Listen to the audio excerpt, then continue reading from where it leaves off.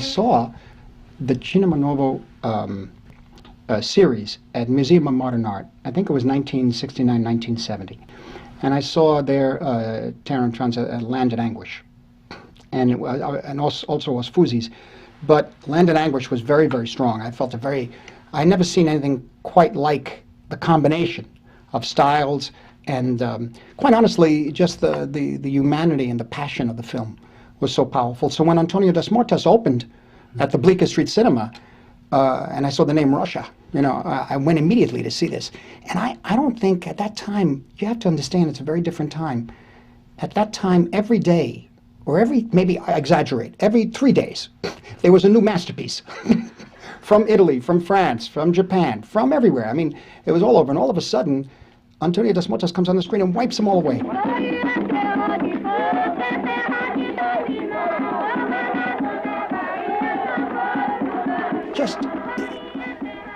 And I can only say this from an emotional standpoint because I don't have the intellectual background of understanding the politics and understanding the nature of what was going on in Brazil at the time. I really come from a working class background of Sicilians in the Lower East Side of New York, which was like living in a little village, until I went to Washington Square College, which was New York University, which was in Greenwich Village. And then it began to open up a little bit, and this extraordinary influx of films, of recreating, you have to understand, not just good movies, but recreating cinematic language was happening every 3 or 4 days from different parts of the country. Not even to mention Andy Warhol or Cassavetes, for example. This was the key in 1968, actually 1959 with Shadows.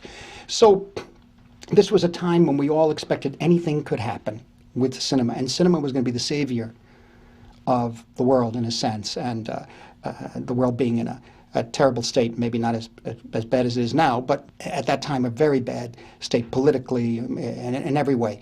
And so when I saw Antonio Das Mortas, it seemed to cut through all politics, made politics irrelevant in a way, because it dealt with a truth and a passion that was primal.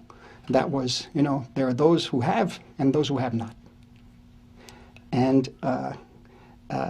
those who have not will be heard, and eventually will come from the earth. It's almost as if it's something that was from primeval times, where the people in the film look as if they came out of the earth. This is like a primal mythology that was created up there on the screen, but interestingly enough, not just from the tradition and the culture of Brazil, which was kind of new to me, but also from different cultures and different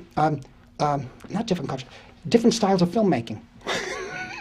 From Italy, from America, from the American Western, as translated through the Italian Western, which at that time, we were such diehard American Western enthusiasts, having grown up with them as young boys, John Ford, Howard Hawks, etc., Bud Bedecker, and of course at that time Sam Peckinpah was the final statement of the American Western.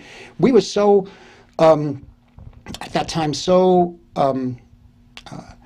militant about the American Western that we reacted, myself and a number of other people reacted against the Leone films. We felt that, the Italians can't make that Italian. I love Antonioni, we love Fellini, we love De Sica, of course, Bertolucci, Bellocchio, so much Pasolini, but the Western, this is American. It took me, in the meantime, I saw Antonio Das Mortas, but I did not have that feeling about Antonio. Antonio Das Mortas is something different. It took elements of the Western. It took elements of the translation of the Western by Leone and the other Italians. It took me 4 years to begin to appreciate, 4 or 5 years to begin to appreciate really beyond that point, the Leone films. And that Once Upon a Time in the West then became one of my favorite films. And I had to learn to come to it that it was not a Western, that it's an Italian film, that it's more in the tradition of grand opera. And Leone's style was so extraordinary and so unique.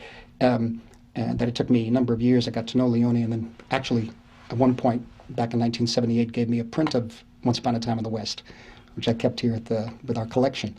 But the thing about Antonio Das Mortas was that, yes, it takes elements of the American Western, but also translated through the Italian Western at that time. There were, how can I say, I can't I could not react to the picture analytically because I was overwhelmed by the film, and I was overwhelmed by the style of the film, and by, again, just the truth over politics. In a way, what I mean by that is that the politics are there. It's obvious. But I hadn't seen it handled with such honesty and in such an interesting way. And I hadn't seen it handled that way since I saw the first neorealist films of De Sica and Rossellini when I was 5 years old, which was Bicycle Thief and Paisa. And they were of a different style, but that hit the truth in a certain way, and Antonio hits that way in the same manner. I had a similar feeling to seeing Pasolini's first film, Accattone, around the same time. But Antonio das Mortes goes off on another level, because it comes out, the ritual, even though I may not have been familiar with some of the rituals depicted in the picture, they create an atmosphere where anything is possible. And you could follow the story to a certain extent. You understand the logistics, the nature of the story, but the sense of the dispossessed and the sense of the dispossessed are always with us, and that they will be heard from. This is inevitable, and you get this from his work. You get this in particular Antonio, and also, of course, in Land in Anguish. And so, for me, ultimately, I became obsessed with the film, and I remember I took my friend from Time magazine, Jay Cox, to see it, and he reacted against it, but years later he liked it. There's no day. He was sort of a reviewer. He was reviewing at the time, and you have to understand that reviewers of periodicals have to see 4 or 5 films a day, 3 films a day. Suddenly this thing comes on the screen. He thought it was too excessive, too over the. I said, no, this is really important. We got to meet Glauber when he came to New York that time, in a restaurant uptown, just for coffee, and the Time magazine gentleman did an interview of him, and that's when I first met him. And it took a few years, but my friend came around.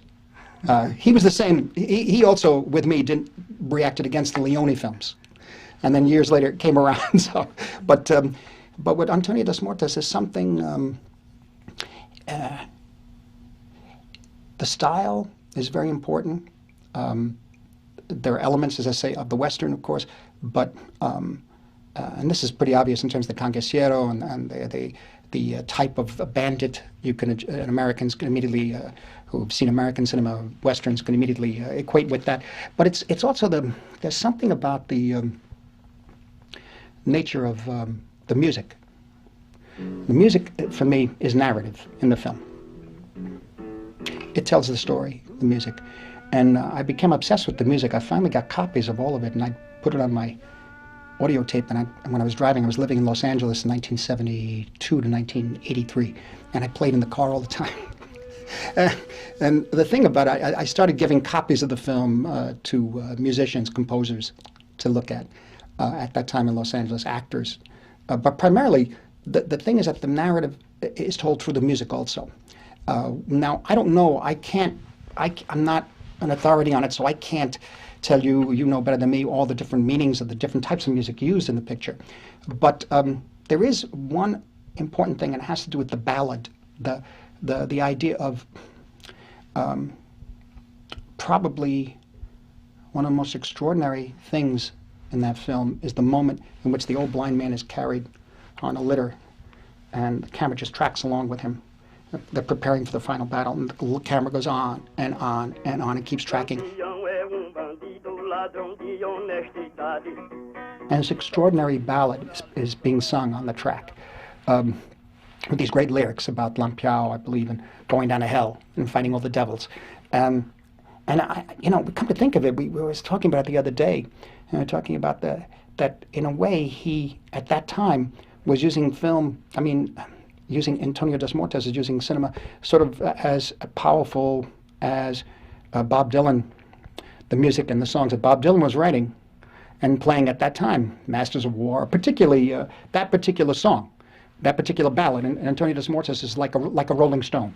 It just goes, and like if you listen as an American, I don't know about foreigner, but if you listen to like a Rolling Stone repeatedly, which I just did a documentary on Bob Dylan, it still has the power. The song still has the power, and this is something that over the years I began to realize about the use of music in this film. But automatically, I must say, I responded to the film emotionally, and I responded to the truth of the street. The truth of the earth. In other words, as I said, the people who have not will be heard from. And I think this is something that there will be a day of reckoning. And I think this film shows that. And I think all of Cinema Nuovo, I think at that time, was expressing that. I mean, the whole world was going that way, and it is that way now, too. Antonio de Mortis makes it very clear it's the haves and the haves not. You know, you could give or you could take. You could share.